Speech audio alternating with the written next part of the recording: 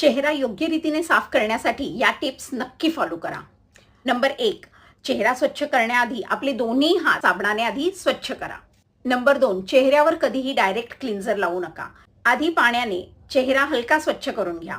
त्वचा सेन्सिटिव्ह असेल तर हायड्रेटिक आणि नॉन फोमिंग क्लिन्झर वापरा। त्वचा जर ऑइली तेलकट असेल तर फोमिंग सॅलिसिलिक ऍसिड असलेला क्लिन्झर वापरा, जेणेकरून तुमच्या त्वचेवरील तेल हे प्रभावीपणे काढून टाकले जाईल। सगळेच जण वापरत असतील असा कॉमन नॅपकिन अजिबात यूज करू नका। स्वतःचा स्वच्छ मऊ कॉटनचा असा नॅपकिन ठेवा, जेणेकरून तुमच्या त्वचेवर इतर बॅक्टेरियांचा मारा होणार नाही। तुमचा चेहरा हा नेहमीच स्वच्छ मऊ कॉटनच्या नॅपकिनतून कोरडा करायचा आहे।